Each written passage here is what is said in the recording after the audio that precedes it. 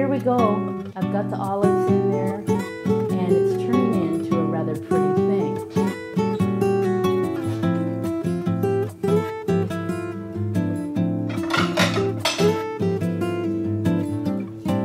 Let's see about dishing this up.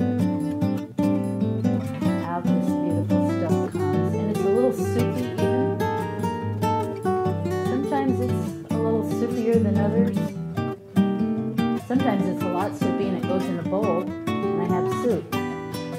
So there is some Primavera pinto beans. Probably need to think of another name if I'm going to sell it. You know, we're in an economic recession right now. I guess that point hasn't been lost on too many of us, and this kind of food, especially if you have a kitchen garden as I do, is just goes for pennies. I have spent so very little. In fact, I'm eating full-time out of my garden now. I'm not being fussy.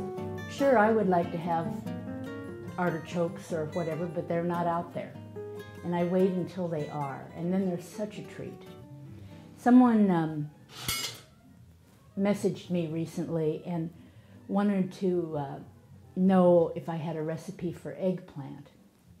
And this is Parmesan cheese, by the way. This is right from Italy, Parmigiano Reggiano. And here's where I splurge. Very expensive cheese, and using this lovely rasp.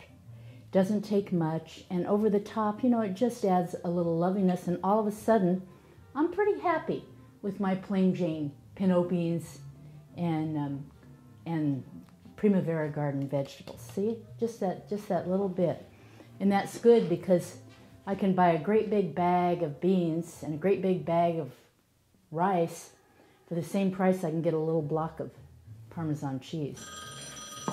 Oh, here's the phone.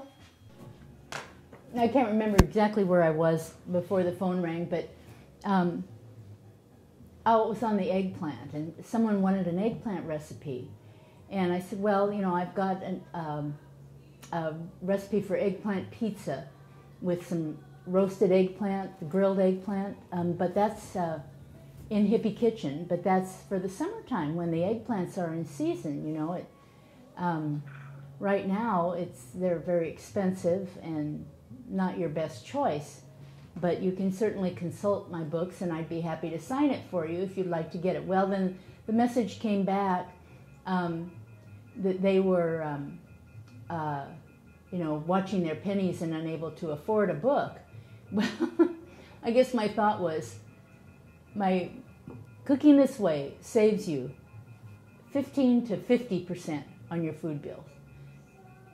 But it's really hard to envision that, and we kind of tend to just go along and do business as usual and buy eggplants out of season and pay how much for them? You know, a few bucks, and you could have a copy of Hippie Kitchen and start to skate just like this. But I know it's a learning curve for people, as it was for me, because I started doing, you know, thinking about food in the 60s, and now it is 40 years later, and 15 of it I've been gardening and kind of moving into this wonderful food. Hey, here I am talking to you, and I'm not eating my...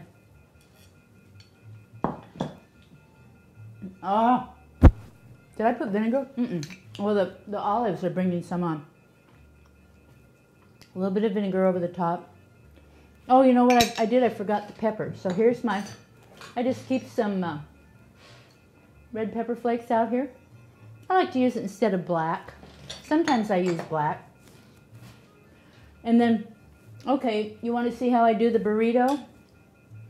Well, actually, I'm not putting that cheese in it. I have to eat that.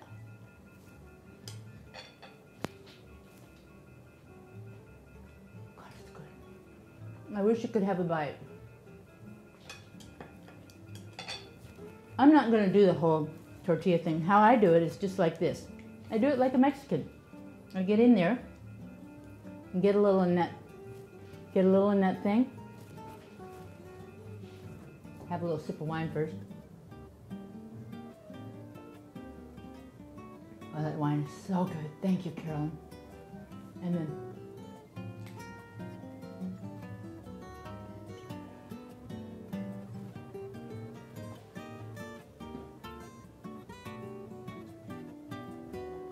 it's just really good food.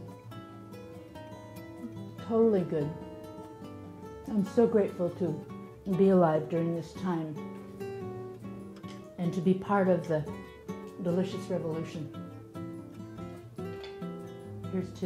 Here's to it, here's to us.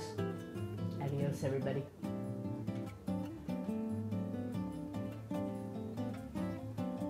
Oh, cranberry.